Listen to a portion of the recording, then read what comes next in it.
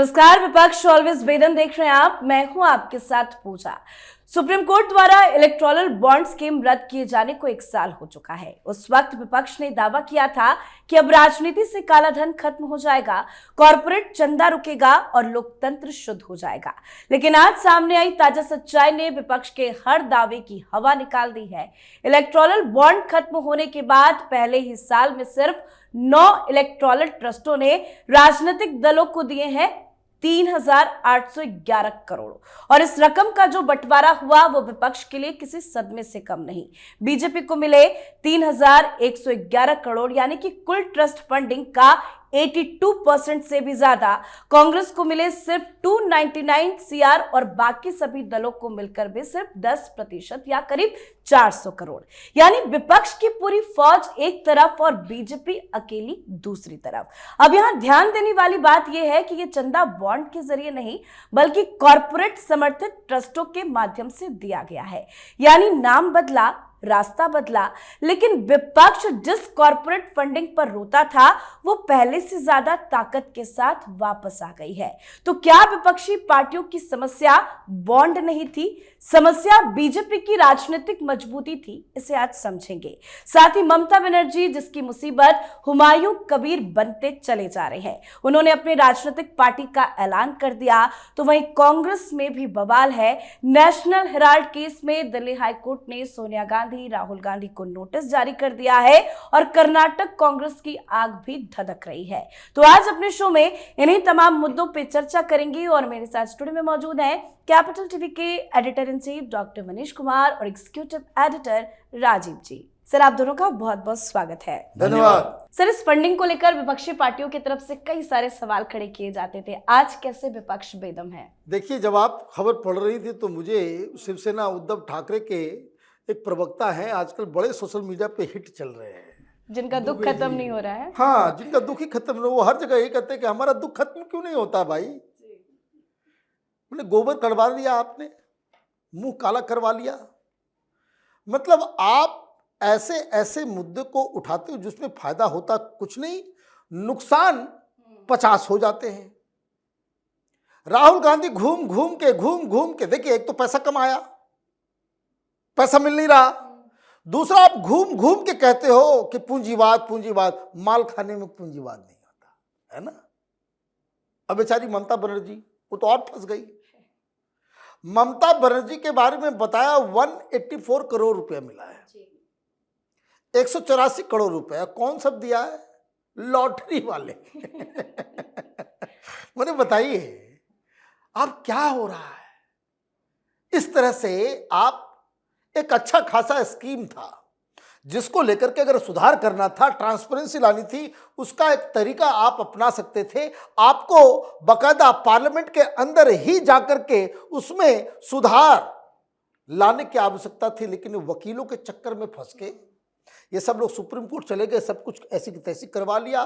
तो ये जो पूरा का पूरा मसला है, ये प्योर विपक्ष इसलिए परेशान है, इनकी इमेच्योरिटी इनका पीछा नहीं छोड़ती, इनकी जो अल्प बुद्धि है वो इनका पीछा नहीं छोड़ती। जो काम संसद में होना चाहिए, जो काम आप आपस में बातचीत करके कोऑर्डिनेट करके आप कर सकते थे, भाई ये कॉर्पोरेट फंडिंग हो रही है, ये सुप्रीम कोर्ट के जज लेंगे क्या? सुप्रीम कोर्ट के जज के पास जाएगा, आर्मी वाले के पास जाएगा, अधिकारियों के पास जाएगा, पॉलिटिकल पार्टीज के पास जाएगा ना। तो पॉलिटिकल पार्टीज को बैठ करके उसके ऊपर बातचीत करके एक रास्ता निकालना था। अब करते रहिए, अब रोते रहिए। तो ये मुझे लगता है कि आज ये जो खबर आई है उससे और भी ज्यादा जिसको कहते हैं कि जिल्लत, वो विपक्ष को झेलना पड़ा। तो क्या आज विपक्षी पार्टियां पछता रही होंगी कि भाई काहे विरोध कर लिया? देखिए, इन्होंने विरोध ही इसी आधार पर किया था, नाम का खुलासा करो, तो नाम खुल गया। और जब लोगों को लगने लगा, कारपोरेट हाउसेस को, कि जब हम नाम का खुलासा कर रहे हैं, जानकारी मिल ही रही है कि हम किसे कितना दे रहे हैं, तो फिर खुलकर दान करो। और उन लोगों को क्यों दो जिसके हाथों में देश का भविष्य देने पर हम फिर 80 के दशक में चले जाएंगे।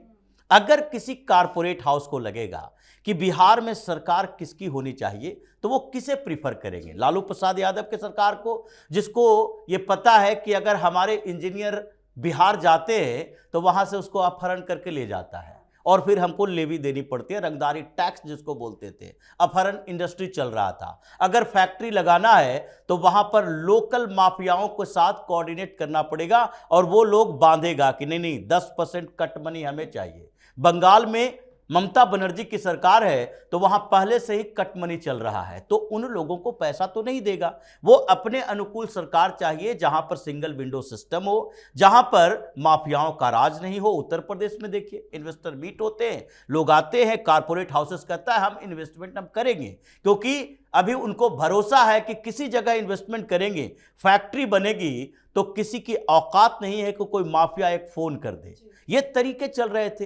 अब इलेक्शन लड़ा जाता है तो फंडिंग तो होगी, तो दो ही तरीके हैं, एक इलेक्शन फंडिंग लोग और कारपोरेट हाउसेस के माध्यम से हो, दूसरा इलेक्शन फंडिंग जो स्टेट फंडेड इलेक्शन होते हैं, यानी कि जिस पार्टी की जैसी स्थिति है, जितना समर्थन है, जितनी सरकारें स्टेट में चल रही है, चुनाव में जितना वोट हो रहा है, उसके अनुसार स्टेट फंड करे, यानी सरकार का पैसा दिया जाए। अगर उस आधार पर भी दिया जाएगा पैसा तो ऐसी स्थिति में कांग्रेस कहां टिकेगी? टीएमसी की एक स्टेट में सरकार है, वो कहां टिकेगी? या फिर वो रीजनल पार्टियां जो 10-10 साल तक कभी सरकार में नहीं रही, वो कहां टिकेगी? तो ये आधार इन लोगों ने बनाया था कि किसी तरीके से हम सुप्रीम कोर्ट से ये आदेश लिवाएं कि इलेक्टोरल बॉन्ड भी खत्म हो जाए, गुप्त तरीके से यह भी खत्म हो जाए, और फिर उसके बाद हम एक व्यवस्था कर लें कि अगर 20,000, 50,000, 1 लाख भी कोई दे रहा है तो फिर उसके लिए अकाउंटेबल हम नहीं हो। यानी ब्लैक मनी से ये चुनाव लड़ते थे।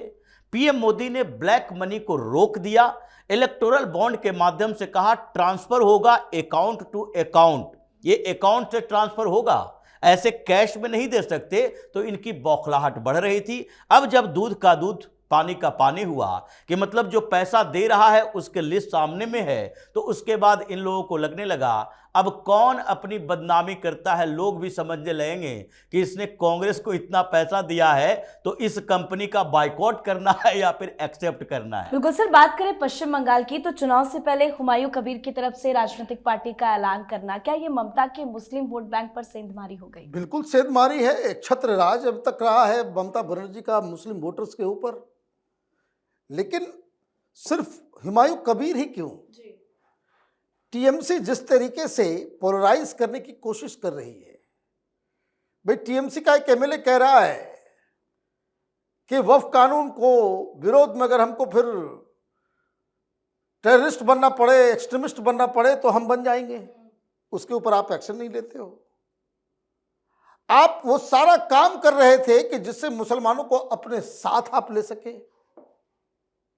तो हो क्या रहा है कि जिस तरीके से हुमायूं कबीर ने एक बाबरी जैसे इमोशनल इशू को उठाया है, ये उसको कहते हैं दोधारी तलवार, कि उससे ये हो रहा है कि हिंदू टीएमसी के खिलाफ इकट्ठा हो रहे हैं, क्योंकि आप कुछ भी कर लें, वहां भीड़ इकट्ठा हो रही है, वहां सब कुछ हो रहा है, और वो एक पार्टी बना रहा है, तो उस पार्टी में कौन, बीजेपी के लोग थोड़े जा रहे हैं, ये सब टीएमसी वाले ही तो वहां जा रहे हैं। ये टीएमसी वाले ही सारा बाबरी मस्जिद का वो वहां पे कांड कर रहे हैं। तो मुसलमान छिटक भी रहा है और हिंदू इनके खिलाफ इकट्ठा भी हो रहा है। ये बड़ी मुसीबत है। और अगर आप डेमोग्राफी के हिसाब से, प्योर सीटों के हिसाब से अगर आप देखें तो 160 सीटें हैं, 294 में 160 सीटें हैं, जहां मुसलमान 25% से ज्यादा है। ये 2011 का आंकड़ा है। ये और भी ज्यादा जो है वो बढ़ जाएगा जब नया एसआईआर और नई आंकड़े जब आएंगे। तो 160 सीटों के ऊपर अगर ये ममता बनर्जी परेशान चलेंगी, अब वो कह रहा है कि 135 सीट के ऊपर लड़ेंगे, तो 135 तो वो 160 में ही होगा, क्योंकि मुस्लिम पार्टी है। और ये भी आप समझ लीजिए कि कल ऐसा ना हो कि जो तमाम, क्योंकि इसकी बात बदरुद्दीन से चल रही है, ये असम में जो मुस्लिम पार्टी है वो, फिर ओवैसी और फुरफुरा शरीफ, और ये हुमायूं कबीर, ये सारे लोग एक साथ मिलके अगर चुनाव लड़ लिए, राजनीति में कुछ भी पॉसिबल है। क्योंकि ममता बनर्जी के लिए थोड़ी ये लोग राजनीति करते हैं। ये लोग अगर मैदान में उतरे हैं तो ज़्यादा से ज़्यादा सीटें, तो वो कम से कम वो 70-80 सीटें, जहां 40-45% से ज़्यादा मुस्लिम वोटर्स हैं, वहां तो ममता बनर्जी के लिए बहुत बड़ी मुसीबत। और ये जो 160 सीट इन जनरल, वहां मुसीबत ये कि वोट का बंटवारा होगा और सीटें बीजेपी लेकर के जाएगी। तो ममता बनर्जी के लिए तो आप देखिए कि उनके बॉडी लैंग्वेज में पिछले 3-4 दिनों में बहुत ही ज़्यादा बदलाव आ गया है।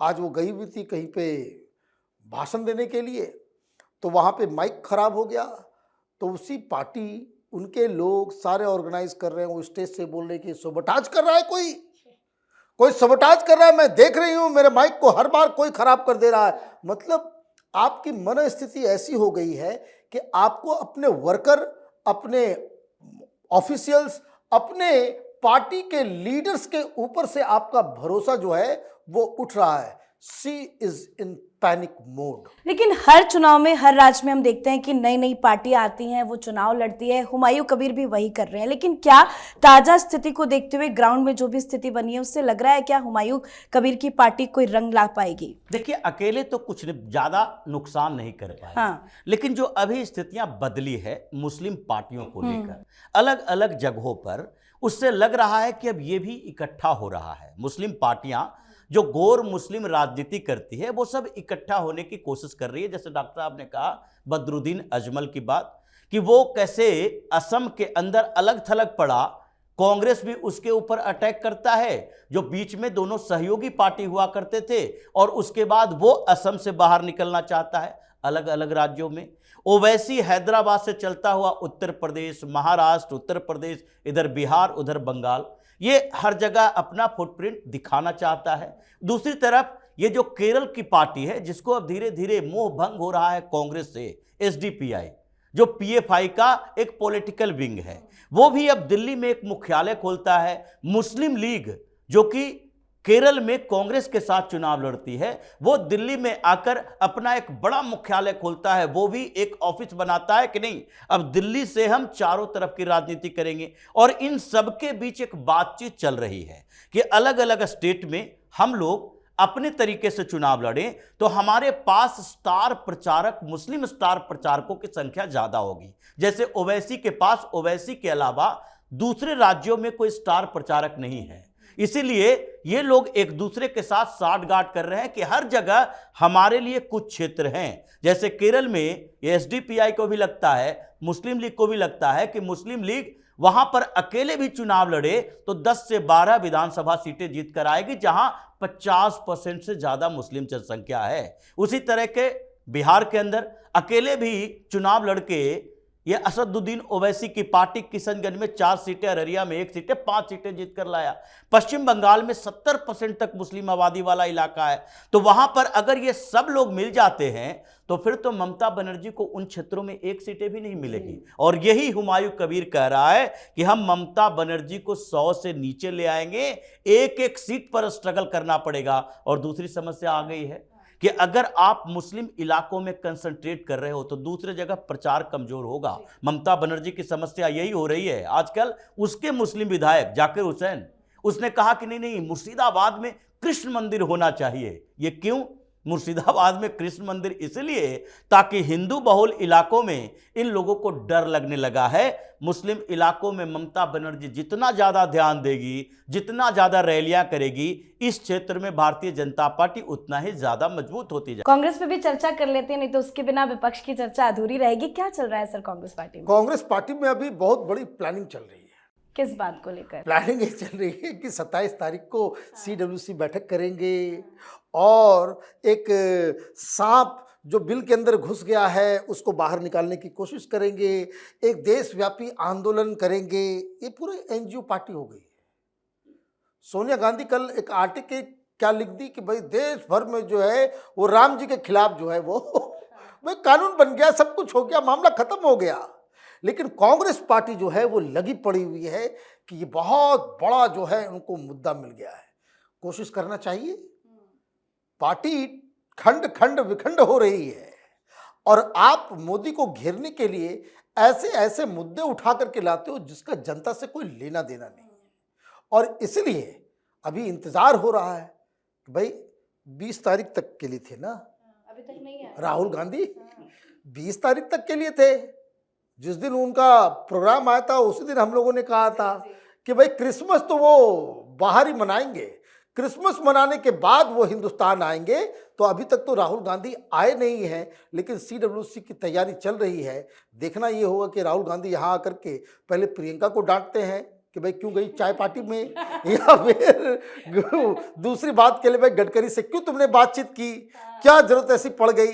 तो अभी बहुत सारा खेल जो है कांग्रेस पार्टी में होना है। सर क्या चल रहा है, आपको क्या लग रहा है, कांग्रेस में सब कुछ ठीक है? हाँ, बहुत ठीक है, कांग्रेस के अंदर ठीक है। गांधी परिवार के अलावा जो स्थितियां चल रही है कांग्रेस के अंदर, उससे तो यही लगता है कि विनाश काल आ गया है, विपरीत बुद्धि हो गई है। जैसा डॉक्टर साहब ने कहा, जी राम जी बिल के खिलाफ आप चर्चा करोगे, जैसे महात्मा गांधी पहले आए और भगवान राम बाद में आए हैं। अरे गांधी की बात कर रहे हो, उससे ऊपर की बात हो रही है यहाँ भगवान राम की, तो गांधी को बीच में लाओगे तो देश की जनता क्या गांधी के पीछे पीछे चलेगी? जो सेंटिमेंट चला है, यह आधी पार्टी इनकी उसी समय खत्म हो गई थी जब ये अयोध्या में भगवान श्री राम के मंदिर का विरोध करना शुरू कर दिया। उसके खिलाफ ये अलग अलग प्रोपेगेंडा चलाया। आज भी वही स्थिति चल रही है। आप अपनी पार्टी को संभालो हरियाणा के अंदर, जहां पर पार्टी के लोग लड़ रहे हैं।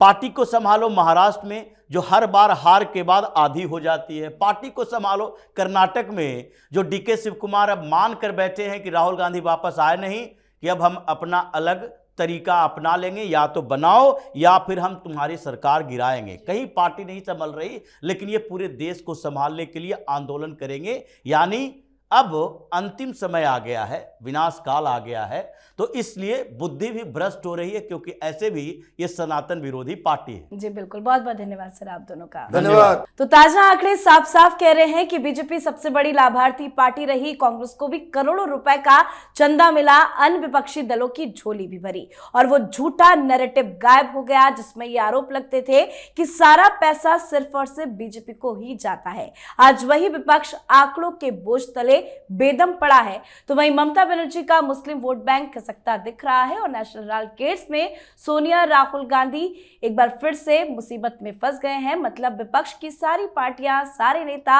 अपने अपने मुद्दों को लेकर बेदम है। तो आप भी अपनी राय कमेंट करके लिखिएगा। देखते रहिए कैपिटल टीवी। नमस्कार।